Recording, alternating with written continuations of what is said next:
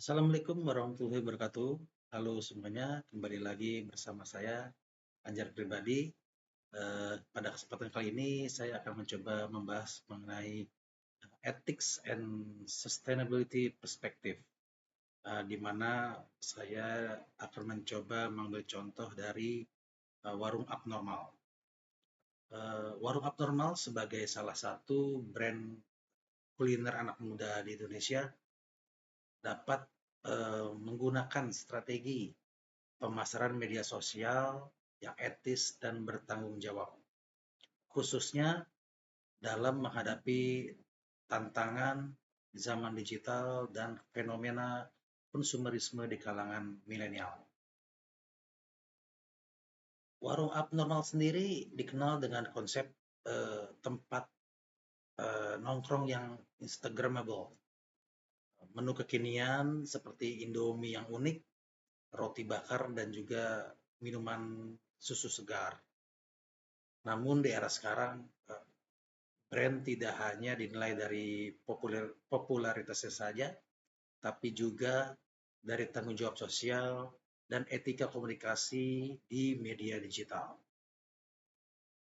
Generasi milenial Z dan Gen Z sangat aktif di media sosial. Mereka mencari pengalaman, keaslian, dan nilai-nilai sosial dari setiap brand yang mereka dukung. Namun di sisi lain, media sosial juga sering menciptakan tekanan sosial dan gaya hidup konsumtif, seperti harus tampil gaul, nongkrong di tempat-tempat yang hits, maupun membeli menu mahal demi eksistensi online. Disinilah tantangan etis ini muncul.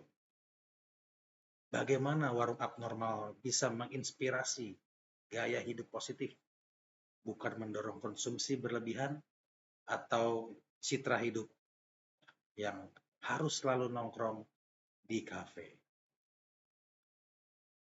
Jika saya menjadi bagian dari tim pemasaran digital warung abnormal, saya akan menerapkan strategi komunikasi berbasis tanggung jawab digital dan empati sosial dengan beberapa langkah etis sebagai berikut.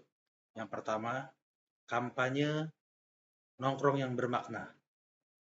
Alih-alih hanya menonjolkan suasana estetik dan menu kekinian, konten promosi bisa menekankan nilai kebersamaan, kreativitas, dan keberlanjutan. Misalnya, membuat video singkat yang menampilkan komunitas lokal berdiskusi, berkarya, atau berdonasi bersama di warung abnormal. Ataupun juga bisa menggunakan tagline, misalnya ngopi, ngolah pikir. Nah, yang ini menunjukkan bahwa nongkrong bukan hanya sekedar konsumsi, tapi juga ruang untuk berkolaborasi dan berempati. Yang kedua yaitu transparansi dan edukasi konsumen. Setiap unggahan produk sebaiknya disertai dengan informasi yang jujur. Misalnya bahan utama memakai apa, kandungan gizinya seperti apa, dan juga apa aja pilihan menu sehat yang ada di sana. Itu juga bisa kita gunakan misalkan fitur dengan abnormal health corner. Di Instagram tuh bisa menampilkan menu rendah gula atau rendah kalori yang sangat membantu pelanggan membuat keputusan konsumsi yang sadar. Yang ketiga, tidak mengeksploitasi tren atau FOMO. Karena strategi itu juga berarti tidak memanipulasi rasa takut tertinggal ya atau FOMO yang tadi. Warung abnormal bisa memilih pendekatan storytelling yang menekankan real experience pelanggan, bukan hanya sekedar viral challenge yang konsumtif. Yang keempat, kolaborasi dengan influencer etis.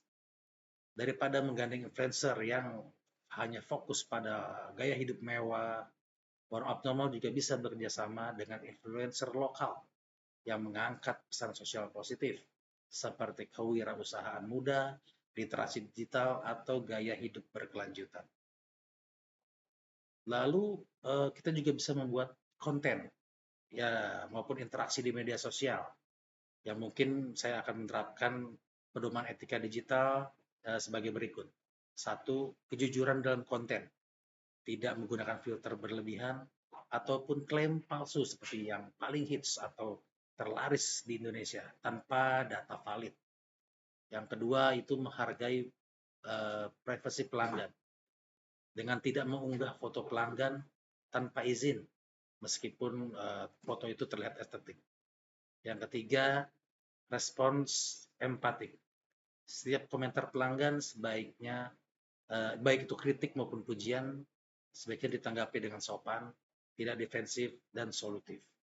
Yang keempat, mendukung inklusivitas digital, menghindari bahasa yang diskriminatif, mempromosikan keberagaman budaya dan kelas sosial.